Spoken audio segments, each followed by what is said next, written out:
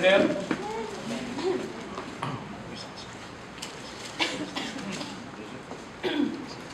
We will read Ecclesiastes chapter 2 verse 1. It says, "Remember now thy Creator in the days of thy youth, while the evil days come not, nor the years draw nigh, when thou shalt say, I have no pleasure in them." Let's pray. Most gracious and loving Father, Lord, once again we thank you for this beautiful afternoon that you have given to us, Lord. Thank you for the morning service and the afternoon doctrine, Lord. And thank you for your words this day, Lord. As we going to have fellowship sa hapon na ito, Panginoon, kayo po mag-bless. Maging po sa inyong salita namin mag-aaral sa hapon na ito, Lord. Huwiin niyo po kami bigyan ng balbig na mataliwan, Lord. Maraming po sa inyo, ang inyong salita naman po ang may taas sa hapon na ito, Panginoon. Kayo po namin lapit na lapit ng Jesus na bigyan. So this afternoon we will talk about the value of youth to the cause of God. So sa hapon na ito, pag-aaralan natin, what's the true value of youth? What is the value of youth to the cause of God? Sa, ano ba yung cause sa, sa Tagalog? Dahilan? Cause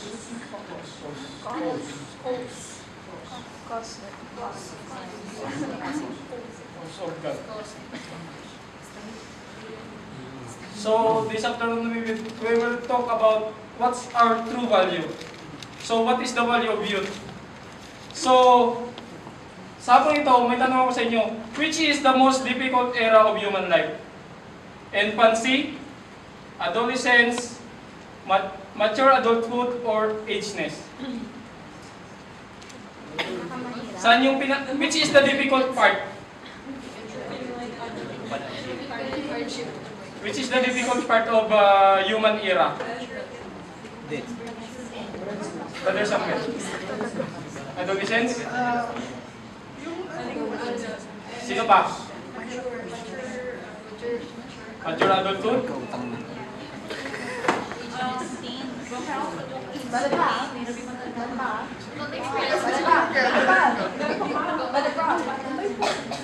So, in my experience, the most difficult era in our human life is the mature adulthood. So, because mature adulthood, dito na nagsisimula ang mga problema. Kasi, in our infancy, we don't have problems, right?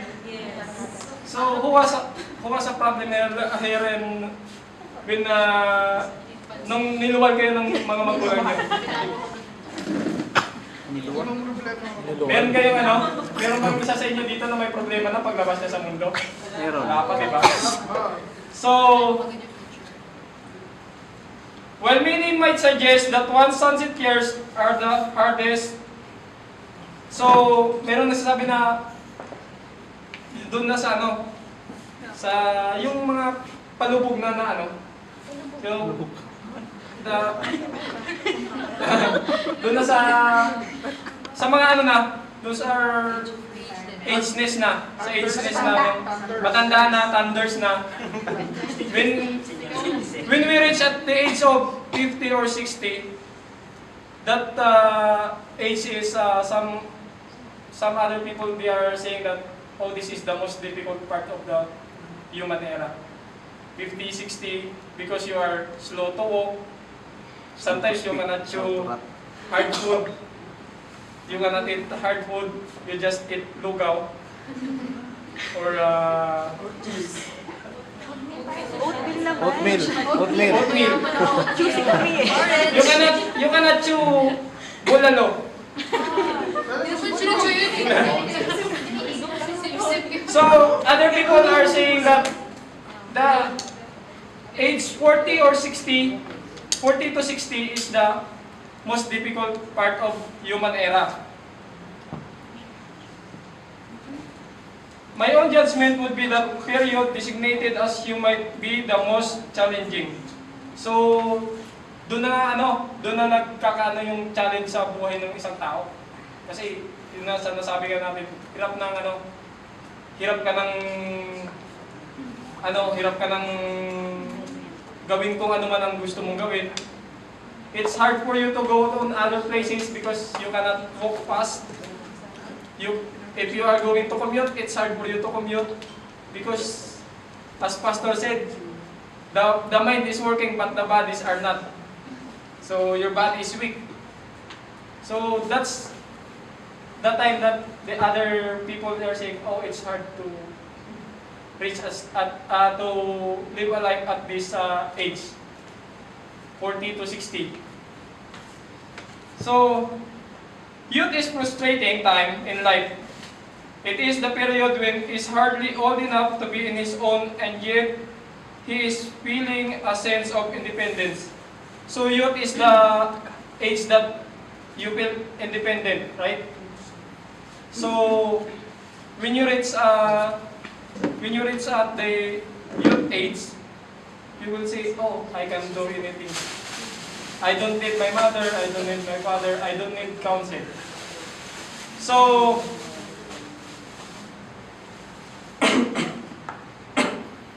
youth ever are attempting to find some sense of identity. So dito na tayo nagpapakita.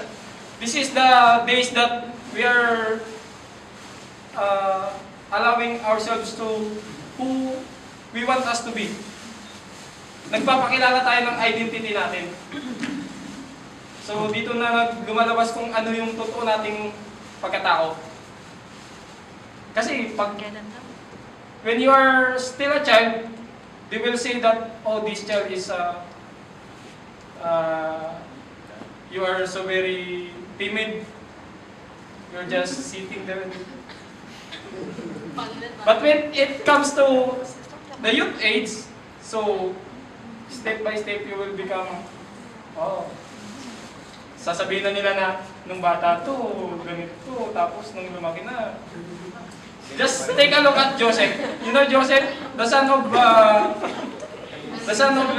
brother Ray and sister Jack. So before Joseph is just, and then right now, you see Joseph is running. He's so very active. That is why we sometimes act and dress so weird. So this is the time that you are selecting the dress that you want, even though it's not appropriate. You would still choose that dress because you like it. And then when your parents said no, you would go to the corner and then cry. So that's the time that the time that we can express our feelings. So because kung bata ka pa, hindi mo pa naman may express yung iiyak ka lang. Yun lang, pag may ayaw ka, iiyak ka lang. Pero when it comes to the youth age, doon na magsisimula na may express mo na yung totoong sarili mo. That is why they sometimes act and dress so weird. They are bizarre. What's the meaning of bizarre? Kakaiba. Diba? Parang strange. Bizarre. Sometimes you see other youth, they are strange. They have own world. Right? So most of us here have their own world. Except Claire. She came from Mars. The scriptures represent youth as a time both of danger and challenge. So this is the time of danger and challenge. So danger kasi minsan makakagawa ka ng mga decisions na not appropriate sa kung anong pagkatao meron ka. Sometimes challenging because you need to make a decision that is you didn't know if it will work or not. So this is the age that so very challenging. Right now, na-experience natin yung mga ganung bagay. life challenges. So all of us here are gone in that situation. Moses said that the imagination of man's heart is evil from his youth. So, sinabi ni Moses sa Genesis chapter 8 verse 21 that the imagination of man's heart is evil from his youth. So, sa age ng youth, doon nagsisimula ang minsan nakakagawa tayo ng mga, even though we are Christians, nakakagawa tayo ng mga decisions na hindi maayos, hindi maganda. So,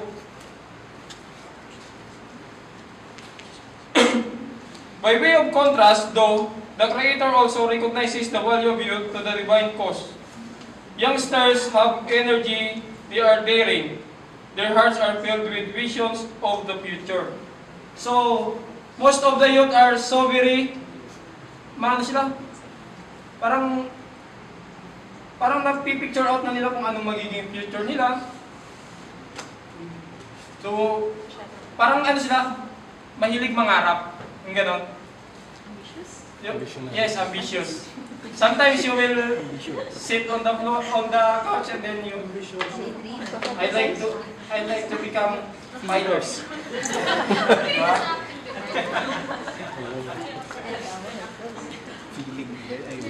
Indeed, they can be a most valuable component in the service of God. So, at yung mga youth din is, siya din yung pinaka-main ingredients, kumbaga. Youth are the main ingredients in the work of God. Hindi lang main ingredients, doon din sa age ng youth, doon din nagsisimula, doon din mabilis mahatak din ni Satan yung yung isang tao sa age na yon, sa youth age. Kasi doon ka na nakakagawa ng mga desisyon na hindi mo na kailangan ng consent ng mga magulang mo. Doon ka na papasok sa isang desisyon na hindi mo alam kung anong patutunguhan mo. You didn't even determine if it will be okay or not. It will be for good or bad. So this age.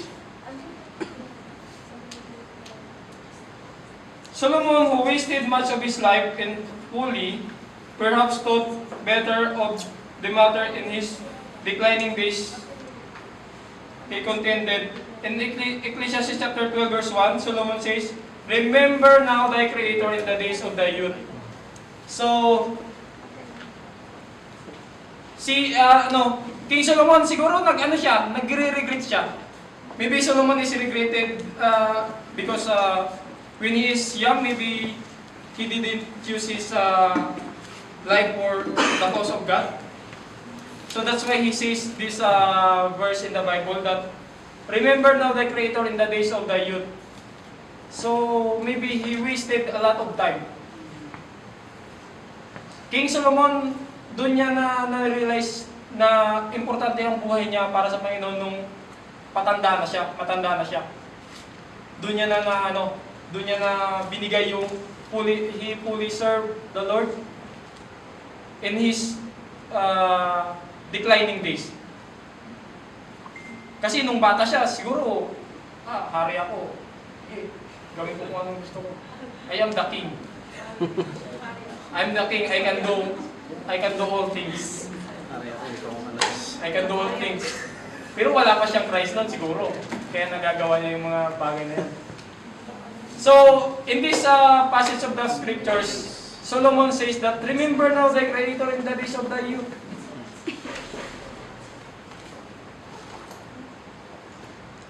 "The evil days come not, nor the years draw nigh, when thou shalt say, I have no pleasure in them."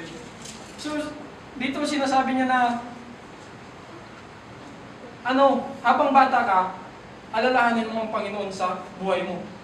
Hindi yung pag tumanda ka na, doon mo na mariremember na, ay, sayang. Wasted na pala yung ilang taon mo na, nabubuhay sa mundo. Wasted na. Tsaka ka lang magsiserve sa Panginoon sa, declining days mo na.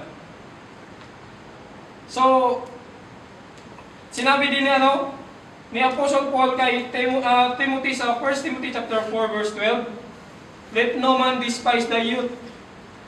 So, dito, binalaan din dito ni binalaan din ni Apostle Paul si Timothy na let no man despise the youth. Kailangan walang taong magsasayang sa pagkatao mo na habang binata ka pa. Kailangan ibigay mo lahat sa Panginoon yun. So, many verses in the Bible that says that habang bata pa tayo, bigyan natin yung buhay natin sa Panginoon.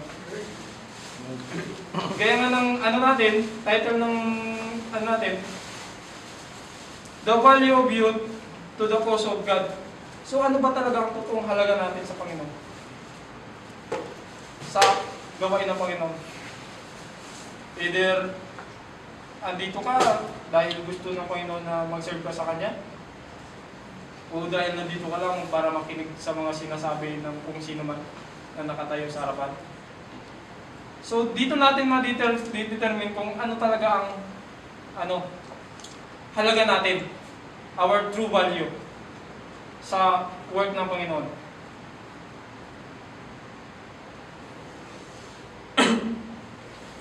The fact is the Bible replete with examples of how God has used younger people in some of the most vital roles in the unfolding of His marvelous plan. So dito, maraming mga examples ang binigay ng Bible na ginamit niya yung youth. God uses young leaders, youth, to fulfill His commandments. Number one is Joseph. We all know the story of Joseph. Di ba? We all know the story of Joseph. Si Joseph, pinadala siya sa Egypt. Binenta siya ng mga kapatid niya. Tapos, hindi pala alam ni Joseph na sa murang edad niya na yon, siya ang magsasalba sa mga kapatid niya. We don't know. In his younger age. The next is Miriam. As the Hebrew people multiplied in the land of Egypt, they were perceived as a threat of stability of the nation. Hence the order was given to Israelites, male babies were to be thrown in the Nile when Moses was born. So si Miriam yung ginamit ng Panginoon para, sa murang edad ni Miriam, ginamit na siya ng Panginoon para isave niya si Moses. Di ba? Si Miriam, sa murang edad niya. At marami pa. Si David, King David, sa murang edad ni King David, marami na siyang nagawa. Nakipaglaban siya kay Goliath. Sa murang edad niya. Sinasabi nga sa kanya, ba't andito ka? Supposed to be, andun ka sa, andun ka nagpapakain ng mga tupa natin, ba't andito ka? Hindi mo kaya yun, kasi sa murang edad mo. In-underestimate nila si David, pero si David ang nakatalo kay Goliath. So we didn't know kung ano talaga ang value ng isang isang youth sa gawain ng Panginoon. And then next is King Josiah. Siya yung pinaka bata na king sa Judah. Tapos si Jeremiah. At marami pang iba. So, dito natin makikita na sa murang edad ng natin matutukoy kung ano talaga ang purpose ng Panginoon sa buhay niya unless na ipagamit niya yung buhay niya sa Panginoon. We cannot determine what is God's plan in our life if we did not commit ourselves to God. we must first commit ourselves to God, and then God will continually use us in His vineyard. So, in this lesson, we saw the importance of youth. Hindi lang sa ginagamit tayo ng Panginoon, kundi magagamit pa tayo. So hindi lang na we will not be contented kung ano man ang meron tayo ngayon. Kung pwedeng ibigay pa natin yung iba nating resources para sa Panginoon, kung ano man ang meron tayo ngayon, kung pwede pa tayong mag-extend doon, bigay natin. Kasi sinasabi ni King Solomon na remember now the creators, habang bata pa tayo, paggamit natin ang buhay natin sa Panginoon. So, yun lang. Let's pray. Most gracious and loving Father, Lord, sa hapon na